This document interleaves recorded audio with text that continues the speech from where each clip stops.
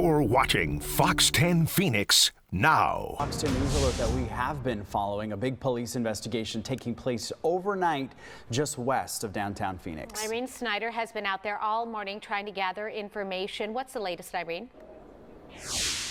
Good morning, guys. We did just get a release from police in the last few minutes with an update on this investigation. They did confirm that one man died following the shooting that came out just around 11:30 last night. You can take a look and see the scene right now. Still very much an active investigation hours after the fact. This happening at 33rd Avenue and Fillmore. Now, police say when they got here, they found a man had at least one gunshot wound. The man died here on scene. The area still shut down, been shut down since around 11:30 last night as they continue to conduct an investigation here. We've seen detectives out here with the mobile command unit. We've seen them going through evidence here on scene.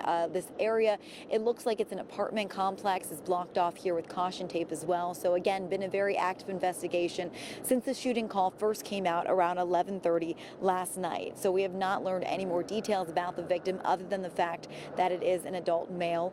No word about any suspect at this point. But again, we are still here on scene waiting to get any more word from police. But this is the latest that we've gotten in just the last few minutes, confirming that one man is dead following this shooting that happened just around 11:30 last night here at 33rd Avenue and Fillmore Street, just a little outside of downtown Phoenix. So make sure to stay with Fox 10 for the latest on air and online. But again, that is what we do have confirmed at this point. We will send it back to you guys. All right, thanks, Irene. Appreciate it. We also have an update on a really big story that we have been following since Saturday. A dog abandoned in the West Valley was all caught on camera. And now we are learning that two suspects in the case have turned themselves into police. Yeah, the dog was forced out of the vehicle on Saturday, and the whole thing was caught on camera. The people then driving off, that dog then running after the vehicle. So the dog's name is Benji, and the police department where the dog was taken, the Surprise Police Department, visiting with officers yesterday. The dog is now with the Arizona Humane Society, and we're told will be ready for adoption in just a few days. The suspects that dropped off Benji identified as 20-year-old Logan Gamble and 26-year-old Priscilla Galanos. They will face animal cruelty charges, which are misdemeanors.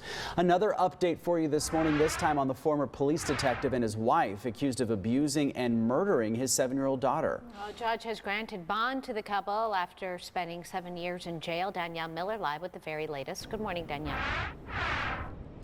Well, good morning. We spoke with the victim's biological mother. We also spoke with the attorney who's representing the stepmother in this case. All of this coming after the judge's decision, which was granted yesterday here in this courtroom here. Sinai Cunningham died in the custody of her father and stepmother. Former Phoenix police detective Jermaine Cunningham and his wife Lisa Cunningham.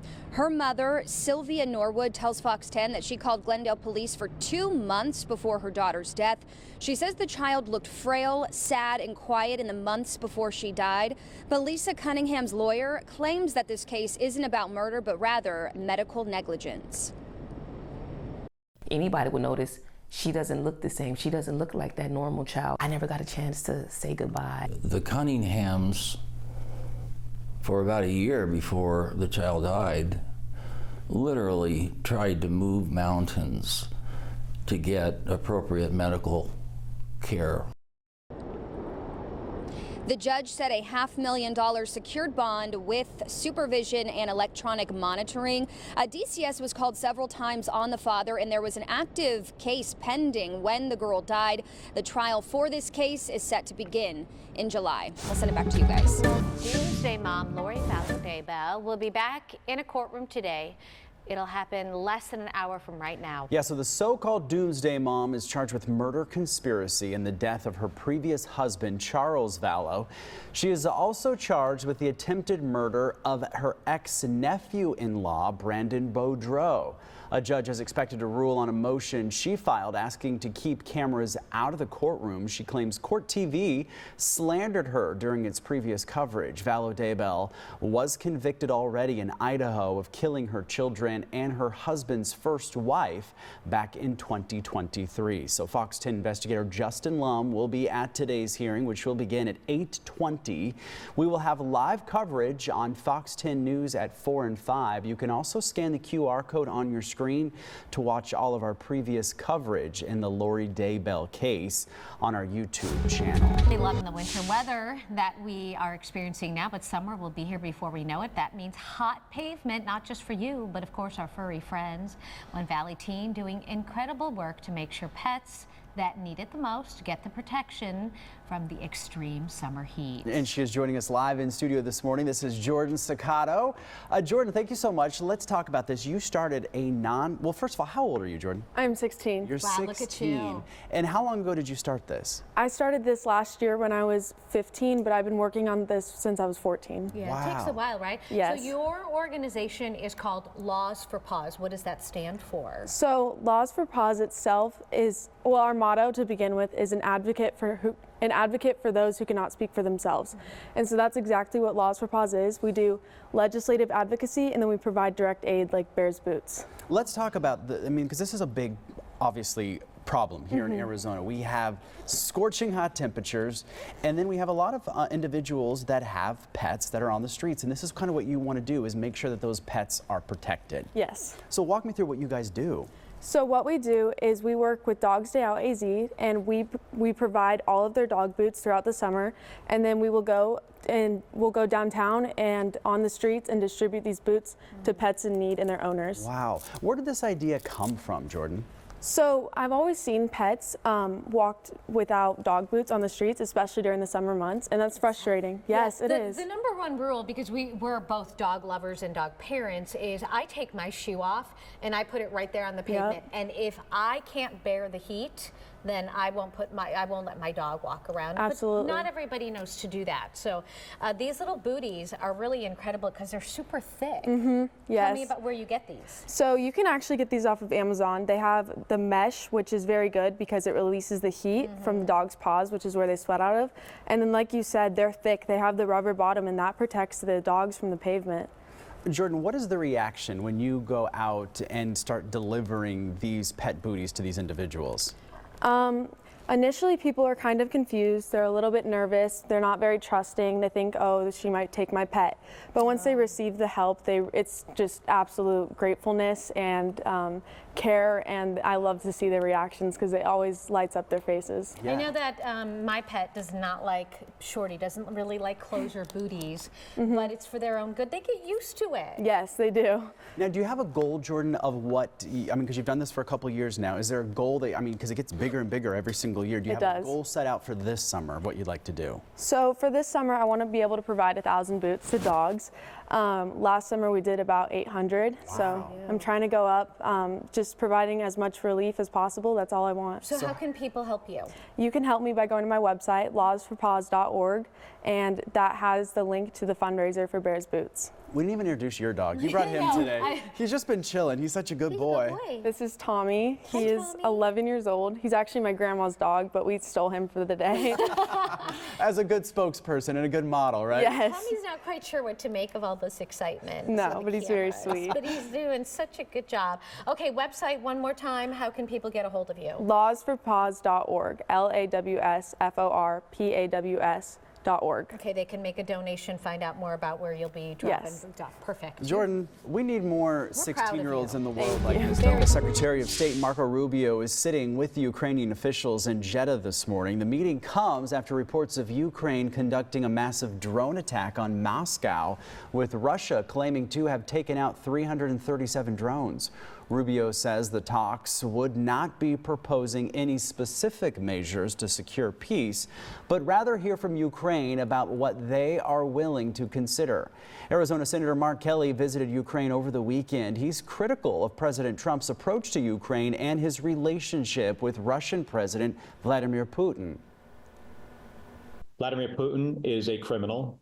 He has murdered Ukrainians. He commits war crimes routinely. Cutting off Ukraine is not the way to get us to a position where we are safer. It's just going to lead to eventually this conflict spreading to other nations. A Kremlin spokesman says the U.S. will inform Russia about the results of today's talks, a move described as, quote, normal practice. For last week's showers, you noticed you might need some new windshield wipers. They're doing that. Well, they dry out because we don't use them often, so they start cracking. That's the sound they make. And then you panic. You don't want to scratch your windshield. No. You have to replace them. So Tom's got some tips for you. Yeah, good morning, guys. I am at a mainstay in Phoenix, Martin's Auto Repair, and look right with me, Dave Martin. How many generations now running this place? Second generation owner. How about that? Yep. So, how old were you when you started working here? About 10 years old. So you were just a little guy. Little guy pulling weeds out of the planter, picking up cigarette butts, and cleaning bathrooms. Yeah, well, today we're talking about windshield wipers. Absolutely. And they're so important, but there's some real obvious signs. You have one that's kind of beat, don't you? Right, and you know what I tell everybody? When we know there's rain coming, take the hold of the wiper blade and just pull on it, and as you can see, it just kind of comes apart.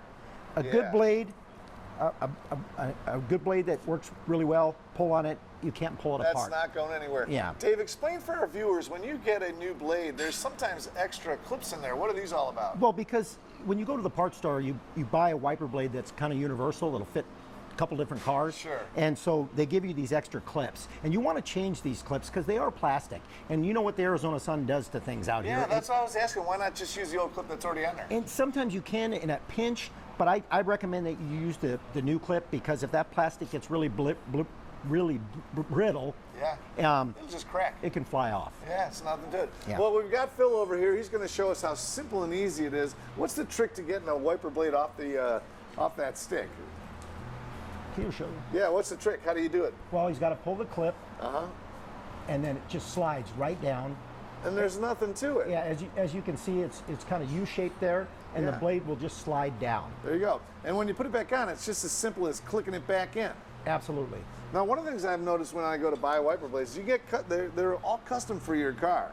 You can't put an F-150 truck wiper blade on this car. No, and the lengths mean everything too, because it's got to cover the whole windshield in order to keep the visibility, because bad visibility in the rain is not a good idea. Is there anything we can do? This is a brand new blade. Is there anything we can put on here or do for this blade to make it last longer? There is some kind of like a wipe down that you can put on there. A lot of times it comes with the blade. There is something in there that you can put on there, and it's just supposed to keep the rubber a little bit softer, because what happens is the blade gets hard. Rubber gets hard, and once it gets hard, it doesn't do its job. And it doesn't rain that much, so all of a sudden out of nowhere, we're not using our blade for like 3 months, and all of a sudden it rains like a big downpour. So absolutely, you never even know they're going bad. But I like the new test that you were telling us about. Yeah, absolutely. You can't miss it. Tell everybody where you're located so they can swing by.